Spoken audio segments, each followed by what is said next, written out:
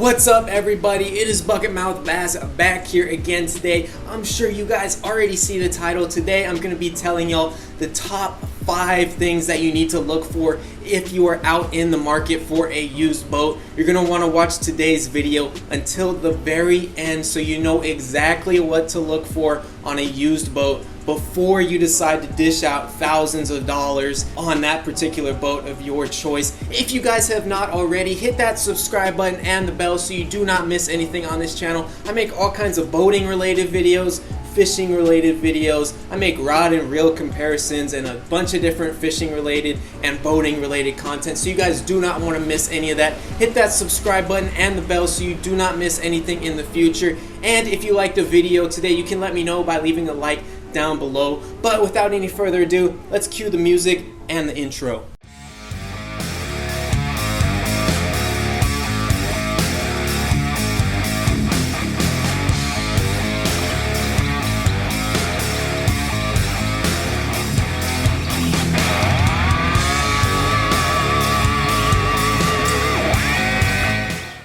I'm gonna hop right into it today, guys. Thank you so much for subscribing, by the way. Number 5, the batteries. You gotta look at the batteries. You wanna see if the batteries are corroded or if they're rusted or anything like that before you buy a new boat, because you don't want to have to buy new batteries right off the bat. It's really annoying to have to deal with that, and you don't want to be stranded if you're immediately going to take your used boat out on the water and test it out. You definitely don't want to have to deal with that. And it could show if the batteries are corroded, it could tell you that there's some problems with the wiring or the internals on the boat, so you definitely want to give those batteries a check before you decide to buy a used boat. Number 4, you want to check the condition of the hull.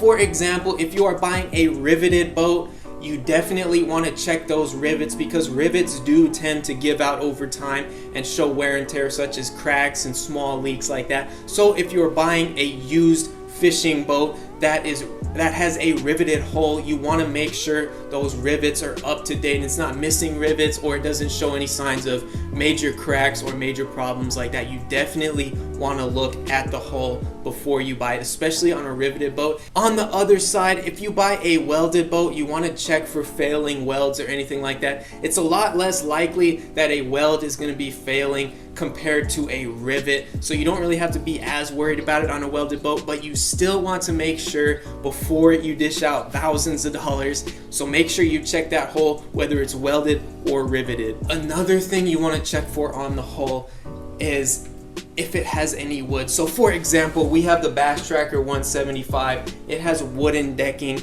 and other brands such as Lund have wooden decking and even a wooden transom. So you want to look at those wooden parts of the boat. I would not recommend buying a boat with wood, especially used. I definitely wouldn't buy a used boat with wooden decking or a wooden transom. But if you guys do, you really want to get in the hull and look at that wood and make sure that there is absolutely no sign of wood rot, because if you buy that boat and the wood rots on it, for example, the deck rots on you guys, it's going to be a big project and not a cheap one. So you definitely want to check for any potential wood rot. Number 3, you want to look at the health of the trailer. So you really want to look and see if there's any rust. If there's a lot of rust on it, I definitely would stay away from that boat, because you are probably going to have problems with the trailer.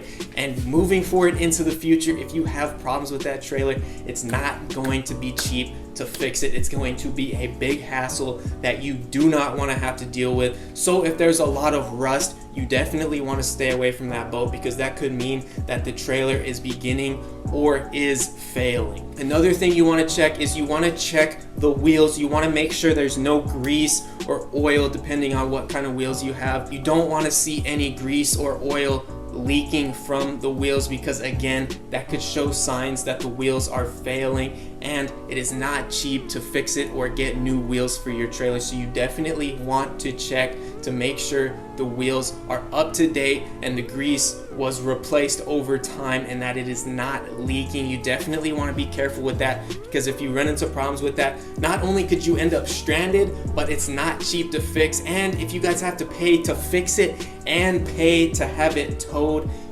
it's not cheap. The last thing you want to check for on the trailer is you want to look at the bunk boards.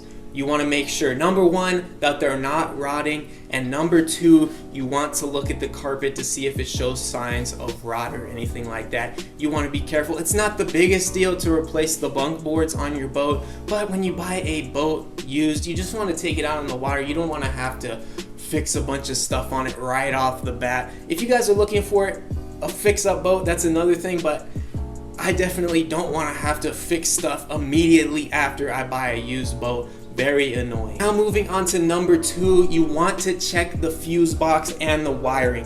What I mean by that is on the fuse box, you want to find where the fuse box is, number one. So on our Bass Tracker 175, it's right underneath the steering wheel right here. So you just look under, there's a clear case, you can take it off and look for signs of water. Some other brands put them in different spots. Just make sure you find where it's at on the particular brand of boat that you're looking to buy. But you want to see if there's any signs of water or if there's water in it, because you don't want water in your fuses. When you start to discuss electrical problems on your boat, that can get pricey again, so you want to check and make sure that there is absolutely no signs of water being in the fuse box at any point, because it can get expensive. Now moving on to the wiring, you want to go, obviously you can't see all the wiring all around the boat, so you just want to check the spots that you can see, and you want to make sure you turn on everything. For example, you want to make sure the bilge works, you want to make sure the lights work, and any other electrical component on the particular boat you're looking at works before you buy it, because if there's faulty wiring, it's a huge pain in the butt to replace wiring on a boat. You might have to take off the deck, you might have to take off different stuff, and it might not be cheap if you have to take it to get fixed somewhere. So definitely look at the wiring and make sure the wiring looks good at least. You want to make sure there's no cuts or frays in the wiring. You definitely want to be careful and take a close look at both the fuse box and the wiring before you buy that boat. Number one, drum roll please, you want to look at the engine.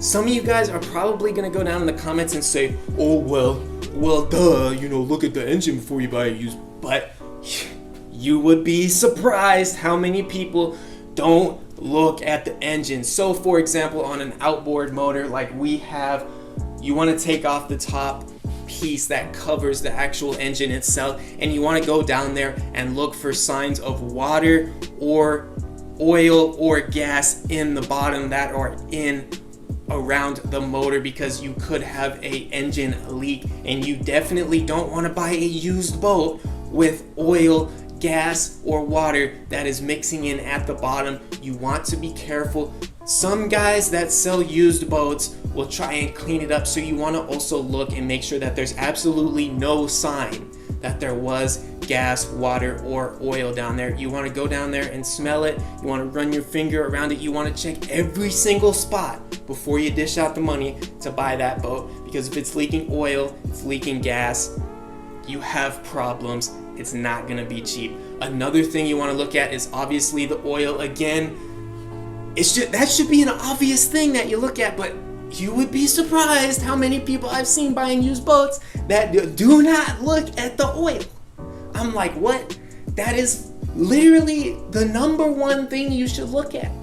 The number one thing you should look at. People do not look at. So definitely pull that dipstick out and make sure the oil is in good health. If you guys are buying an older boat with a 2-stroke motor, you want to make sure that there's at least some oil smell coming out of the gas, because you're supposed to mix oil and gas into the motor in a 2-stroke. And then on a 4-stroke motor, you want to make sure that it's only a gas smell that you're getting. Some of you guys might not know the difference between an oil and gas smell, so do some research online and just get a basic idea of what the two smell like, so you know what you're looking at when you go to check out that used boat. Another thing you want to be careful with is if it idles rough or it starts up rough. You want to really look at it when you're starting it, and you really want to let it idle. If it idles really roughly, again, don't buy it, because it could be a sign of potential problems that you might have if you buy that particular boat. The last thing you need to know about the engine, and then I will be quiet and let y'all have a great rest of the day. This is very important, so do not click away. Show up early, okay? to test drive that used boat, because some guys, I'm not saying everybody, but some guys are dishonest about it, and they will start the motor before you get there and they'll turn it off so it looks like, oh, he hasn't started it yet. But what that does is it runs fresh oil and fresh gas through the motor, which would prevent a rough startup. Okay, so definitely show up early to ensure that that individual or that dealer where you're buying that used boat from was not able to start the motor before you. You definitely want to do that. Show up early. I guarantee it will save y'all a headache. I guarantee it. Thank you guys so much for watching here today. If y'all disagree with anything or think I left anything out today, go down in the comments and let me know. If you have not subscribed, go below, hit that subscribe button and the bell so you do not miss anything. And if you enjoyed today's video, leave a like. I hope this video helps out a ton of people that look to buy a used boat and prevents people from buying used boats with any potential problems. That's why I made today's video. I will see you guys in another video. Thanks again for watching.